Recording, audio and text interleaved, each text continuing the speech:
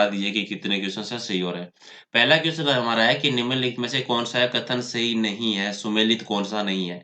सांबर की बाट है 1975, कवास की बाट 2006, लोणकरण की बाट 2002 और जोधपुर की बाट 1980। ये क्वेश्चन पहले भी आ चुका है। तो इसमें कौन सा कथन जो है सुमेलित नहीं है, गलत कौन सा है? पहले का राइट आंसर कौन देगा? कन्हैयाराम जी, जी सर, हरिओम। चलिए पहले का राइट आंसर। जी बिल्कुल, हिमांशु गुप्ता बिल्कुल सही है। लोणकर सर की बात 2002 ये गलत है, बाकी सारे सही है। हेमंत दुष्यंत सिंह आपका भी सही है सर। चलिए, क्योंकि लोणकर सर में बाढ़ आने की संभावना ही नहीं है। चलिए क्वेश्चन नंबर 2 देखिए कि राजस्थान में गुलाबी सर्दी की शुरुआत कब होती है? गुलाबी सर्दी की शुरुआत कब होती है राजस्थान में? 2 का राइट आंसर।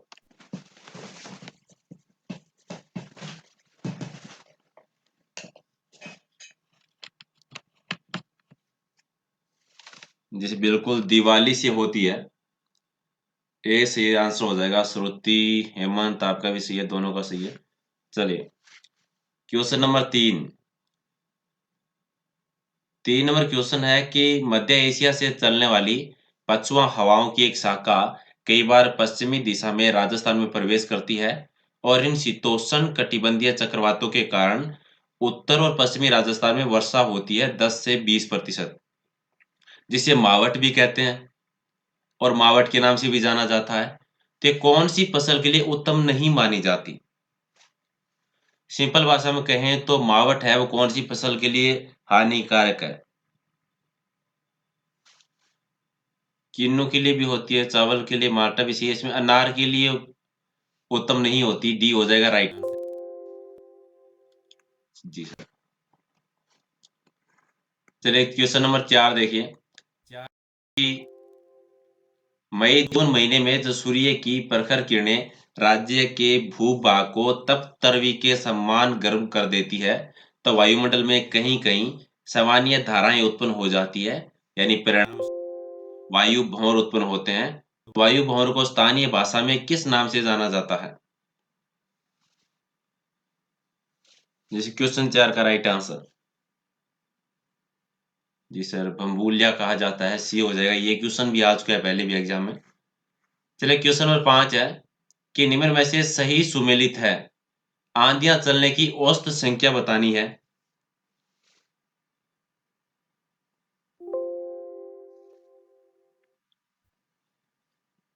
5 का राइट आंसर।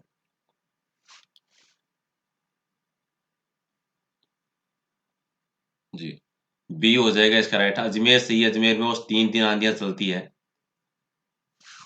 ओके, चलिए क्वेश्चन नंबर 6 कि राजस्थान के पूर्वी और दक्षिणी पूर्वी भागों में जून जुलाई के महीने में आने वाले तूफानों को वज्र तूफान कहा जाता है। तो बताइए कि राज्य में सर्वाधिक वज्र तूफान है वो किन किन जिलों में आते हैं? राजस्थान का जो पूर्वी और दक्षिणी पूर्वी भाग है वहाँ जून जुलाई महीने में तूफान आते हैं, उन्हें स्थानीय भाषा में वज्र तूफान कहते हैं। तो कौन से जिलों में सर्वाधिक आते हैं ये? Question number 6। जी, झालावाड़ में और जयपुर में। डी हो जाएगा राइट आंसर। क्वेश्चन नंबर 7 है कि दोगड़ा क्या है? दोगड़ा किसको कहा जाता है?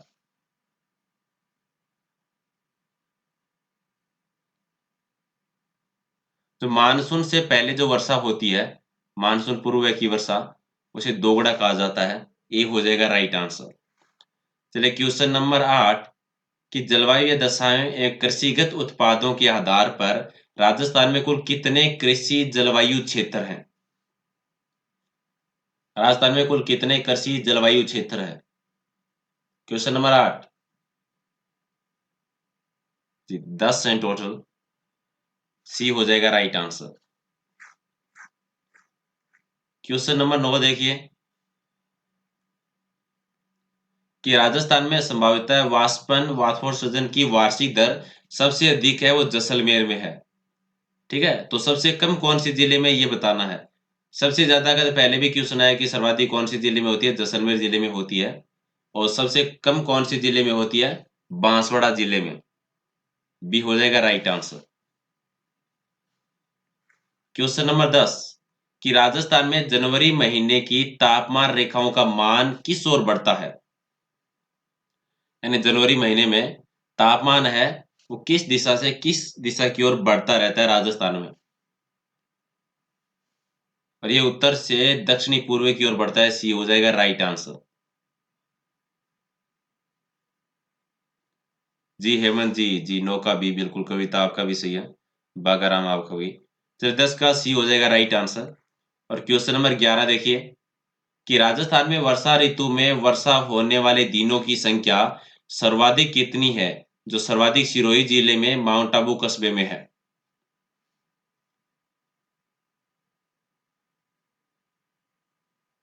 राजस्थान में वर्षा ऋतु में वर्षा होने की दिनों की सर्वाधिक संख्या कितनी होती है।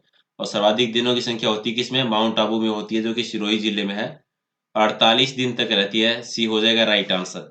मधु बिश्नोई जी बिल्कुल सही है आपका। चलिए क्वेश्चन नंबर 12 देखिए कि राज्य में वार्षिक वर्षा का औसत दक्षिणी अरावली और दक्षिणी पूर्वी पठारी भाग में 90 सेंटीमीटर से अधिक रहता है। तो बताइए कि राज्य में वार्षिक वर्षा का औसत कितना सेंटीमीटर है, जिसका वितरण 10 से 100 सेंटीमीटर के मध्य है। पूरे राजस्थान का बताना है औसतन। जी 57.5। डी हो जाएगा। ऑप्शन में एक बार 58 भी आया था ये, तो ध्यान रखना है। अगर 58 आएगा तो आपको 57.5 नहीं मिलेगा, 57.5 नहीं मिलता है तो 58 मिलेगा। ये दोनों क्वेश्चन आए हैं, दोनों में अलग अलग ऑप्शन थे, दोनों याद रखिए। 12 का हो जाएगा डी राइट आंसर। नहीं, मैं आपका देख नहीं पाया था किसने लिखा था ये, कितने बड़े बड़े क्वेश्चन नहीं आते। आप ये भी तो देखिए ना, बड़े बड़े क्वेश्चन में भी क्वेश्चन है। ठीक है, उसी के साथ आपके तीन तीन क्वेश्चन कवर हो रहे हैं। चलिए DAW, ये जो जलवायु है ये कौन से क्षेत्र में पाई जाती है, कौन सी जिलों में। 13 का राइट आंसर। और ये मेवात जिलों में पाई जाती है। क्वेश्चन नंबर 14 कि BWSW, इससे क्या मतलब है, किस जलवायु प्रदेश को कहा जाता है। ये शुष्क उष्णकटिबंधीय मरुस्थलीय क्षेत्र जो है उसको कहा जाता है। डी हो जाएगा राइट आंसर। चलिए क्वेश्चन नंबर 15 कि इंदिरा गांधी नहर का सर्वाधिक कमांड एरिया कौन सा है।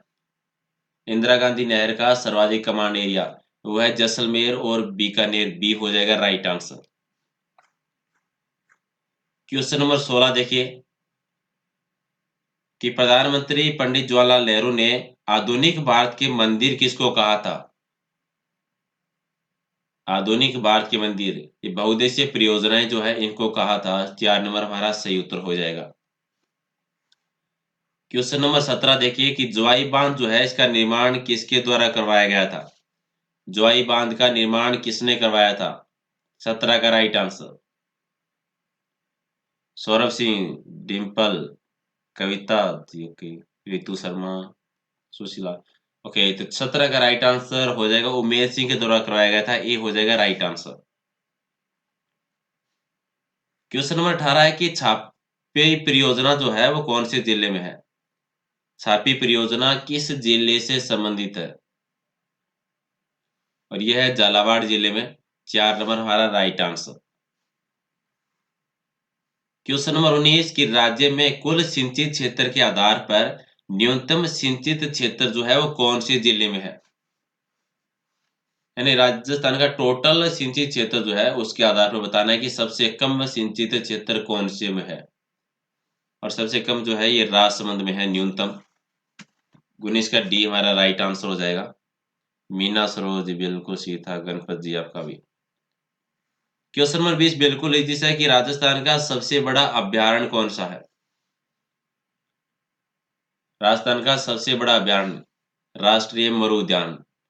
अब कमेंट करके बता दीजिए इसका टोटल जो एरिया जो है क्षेत्रफल है वो कितना है। चलिए क्वेश्चन नंबर 21 है कि सलमान खान कांड किस आखेट निषिद्ध क्षेत्र में चर्चित रहा था। ये क्वेश्चन भी आ चुका है एग्जाम में पहले भी। कौन सी आखेट निषिद्ध। आखेट निषिद्ध का सिंपल सा मतलब होता है जहां पर शिकार करना मनाही हो। 21 का राइट आंसर। ये डोली धवा जो था इसमें हुआ था। बी राइट आंसर हो जाएगा। क्वेश्चन नंबर 22 कि राजस्थान में वन्य जीव। चलिए क्वेश्चन नंबर 23 देखिए कि गागरोनी तोते जो है वो किस अभयारण्य में पाए जाते हैं, या फिर गागरोनी तोते के लिए कौन सा अभयारण्य प्रसिद्ध है। 23 का राइट आंसर। माई सैनी, पूजा भाटी, रितु शर्मा जी। गागरोनी तोते किस अभयारण्य में पाए जाते हैं। मुकुंदरा हिल्स दर्रा।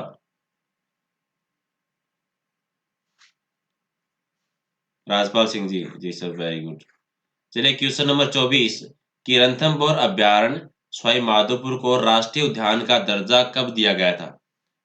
रणथंभौर अभयारण्य जो है सवाई माधोपुर में, इसको राष्ट्रीय उद्यान का दर्जा किस वर्ष दिया गया था। अरे 1980 में दिया गया था, सी हो जाएगा सही उत्तर। क्वेश्चन नंबर 25 कि बंद बरेठा अभयारण्य है भरतपुर, ये किसके लिए प्रसिद्ध है। बंद बरेठा अभयारण्य भरतपुर में है और किसके लिए जाना जाता है।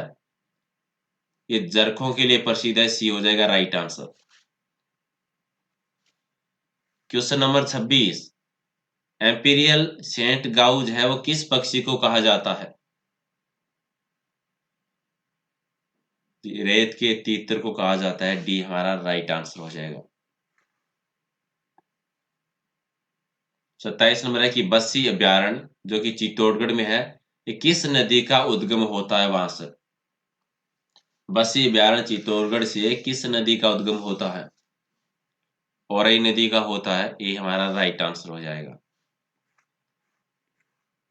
क्वेश्चन नंबर 28 कि सबसे बड़ा और प्राचीन जंतुआलय कौन सा है।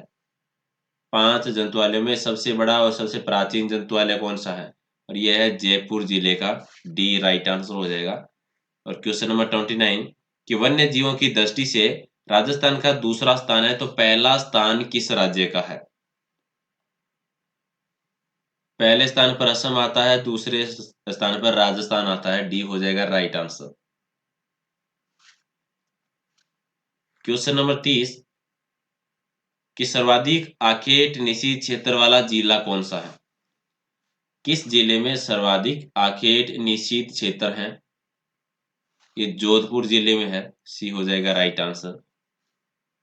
और क्वेश्चन नंबर 31 देखिए कि सांपों की संरक्षण स्थली के रूप में कौन सा अभयारण्य जाना जाता है। सांपों की संरक्षण स्थली के रूप में 31 का राइट आंसर। और इस शेरगढ़ अभयारण्य जाना जाता है, बी हो जाएगा राइट आंसर।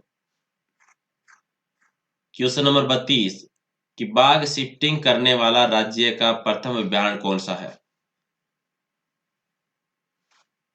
और ये सबसे पहले सरिस्का अभयारण्य हो जाएगा पहले तौर पर, ये इसका सही उत्तर हो जाएगा। और क्वेश्चन नंबर 33 की बस्सी अभयारण्य जो है वो कौन से जिले में स्थित है। अभी पढ़ा था ये क्वेश्चन तो हमने पहले भी। बस्सी अभयारण्य जो कि हमने एक नदी के बारे में पढ़ा था, उद्गम स्थल बस्सी अभयारण्य यानी चित्तौड़गढ़, ये हो जाएगा राइट आंसर। क्वेश्चन नंबर 34 की देश में बाघ संरक्षण के लिए बाघ परियोजना कब से संचालित की गई। बाघों की सुरक्षा के लिए बाघ परियोजना सबसे पहले कब शुरू हुई थी। ये 1973 से हुई थी, 1 अप्रैल 1973।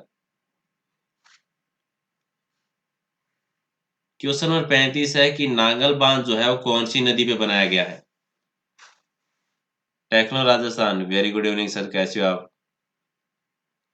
नागल बांध जो है कौन सी नदी पे बनाया गया था। क्वेश्चन नंबर 35, ये सतलज नदी पे बना था, ये हमारा राइट आंसर हो जाएगा।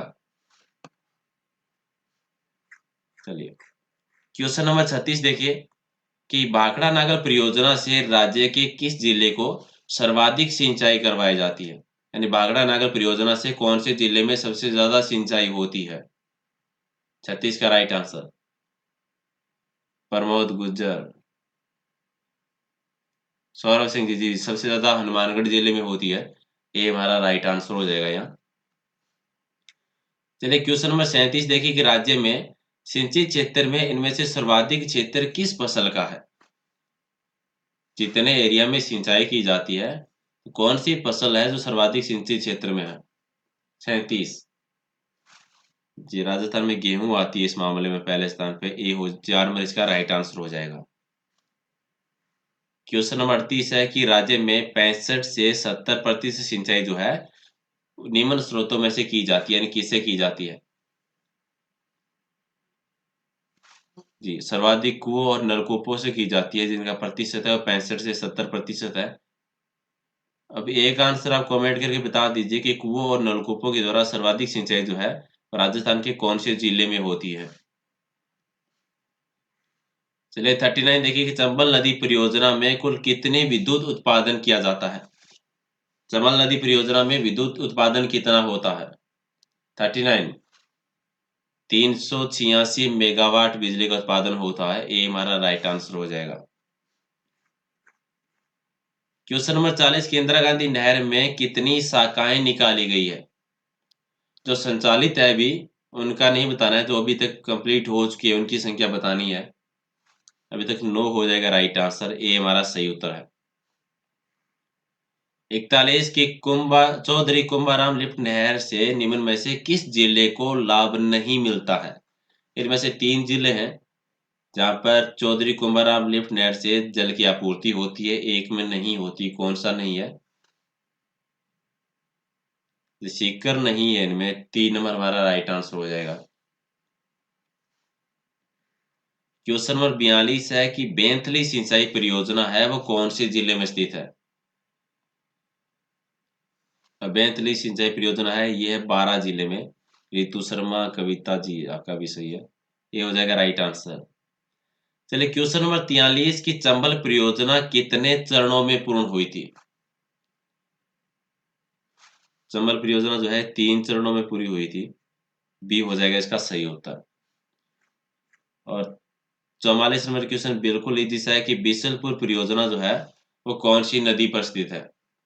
बिशलपुर परियोजना कौन सी नदी पर स्थित है? और ये बनास नदी पे है। ये हमारा राइट आंसर है। क्वेश्चन नंबर 45 कि राज्य को 2 भागों में बांटने वाली समवर्षा रेखा 50 सेंटीमीटर है, तो बताइए निम्न में से किस जिले में औसत वर्षा सबसे अधिक होती है? ये क्वेश्चन तो पहले भी आया कि राजस्थान को 2 भागों में बांटने वाली समवर्षा रेखा कौन सी होती है? 50 सेंटीमीटर। तो किस जिले में औसत वर्षा जो है वो सर्वाधिक होती है? 45 और सर्वाधिक होती है झालावाड़ में। जिले का नाम आता है झालावाड़, अगर स्थान का नाम पूछा जाता है तो माउंट आबू। क्वेश्चन नंबर 46 कि पर्यावरण कल्याण कार्यक्रम के मुख्य उद्देश्य क्या थे?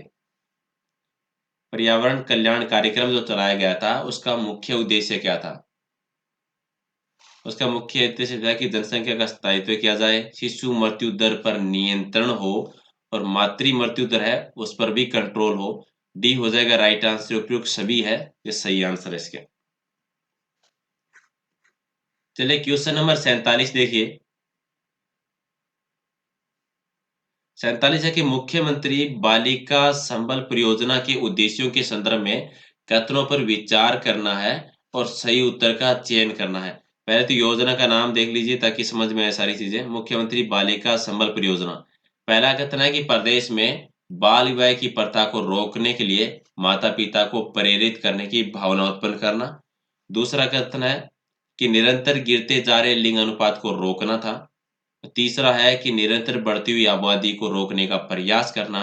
और चौथा कथन है कि ये 1 अप्रैल 2007 से शुरू हुई थी। आपको बताना है कि चारों कथन में से कौन-कौन से कथन सही हैं, कौन सा गलत है। इसके चारों ही कथन सही है तो एबीसीडी राइट आंसर हो जाएगा। 3 नंबर हमारा सही उत्तर है। यास्मीन जी बिल्कुल सही था आपका। चलिए 48 देखिए कि राजस्थान जनसंख्या नीति घोषित करने वाला द्वितीय राज्य है। तो सबसे पहले जनसंख्या नीति किस राज्य के द्वारा घोषित की गई थी? और ये क्वेश्चन पहले भी आया है कि राजस्थान जनसंख्या नीति घोषित करने वाला कौन सा राज्य है? तो दूसरा राज्य है, पहली चीज तो ये। तो सबसे पहले जनसंख्या नीति किसके द्वारा घोषित की गई थी? सबसे पहले आंध्र प्रदेश ने घोषित की थी। ठीक है, 1 नंबर पर आंध्र प्रदेश, 2 पर राजस्थान। चलिए 49 देखिए कि सरस लाडो योजना कब और किसके द्वारा शुरू की गई थी? सरस लाडो योजना जो है कब शुरू हुई थी और किसके द्वारा शुरू की गई थी? 49 ये जयपुर डेयरी के द्वारा शुरू की गई थी 1 जनवरी 2016 को। 3 नंबर इसका राइट आंसर हो जाएगा। क्वेश्चन नंबर 50 की ई शुभ लक्ष्मी योजना कब शुरू हुई थी?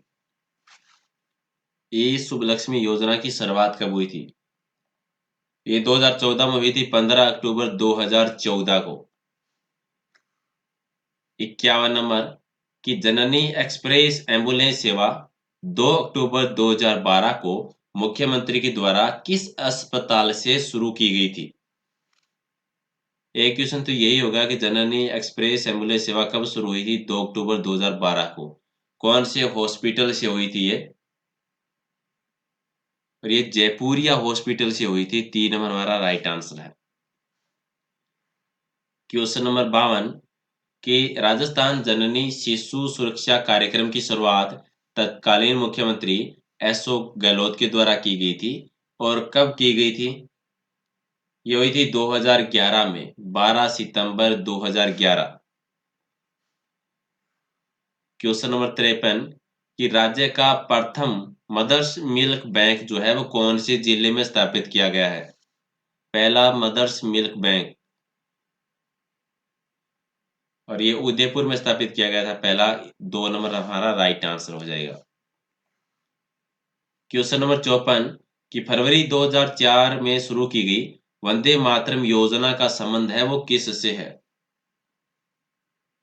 वंदे मातरम योजना जो कि 2004 में हुई थी, ये हुई थी जो प्रेग्नेंट महिलाएं हैं उन्हें हर महीने जांच करने के लिए, गर्भवती महिलाओं को हर माह निःशुल्क जांच कराने के लिए वंदे मातरम योजना शुरू की गई थी। ये हमारा राइट आंसर है। 55 नंबर है कि जननी सुरक्षा योजना में सरकारी अस्पताल में प्रसव कराने पर रात्रि महिला को प्रदत्त आर्थिक सहायता राशि कितनी दी जाती है?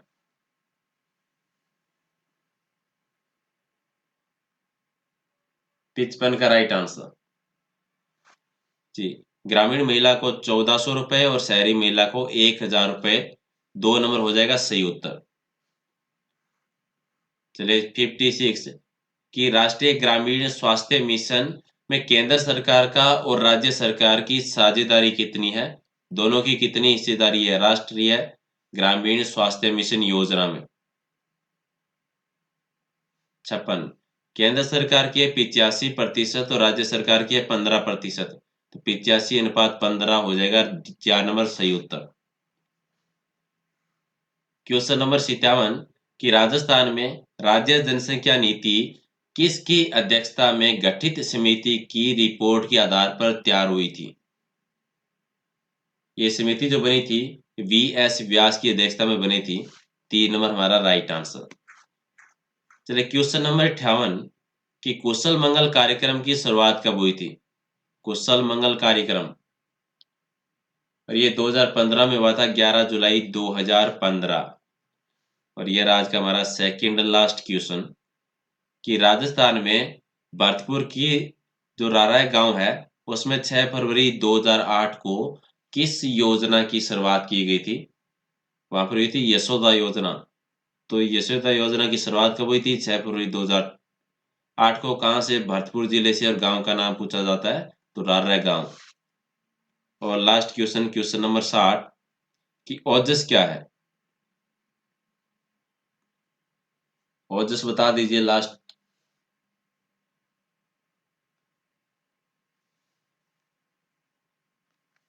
ओजस जो है ये राज्य में जननी सुरक्षा योजना, मुख्यमंत्री शुभ लक्ष्मी योजना और राजस्थान जननी शिशु सुरक्षा कार्यक्रम के अंतर्गत दी जाने वाली जो राशि है उसे सीधा लाभार्थियों के बैंक खातों में ऑनलाइन ट्रांसफर करना ओजस कहलाता है। ये हो जाएगा इसका राइट आंसर।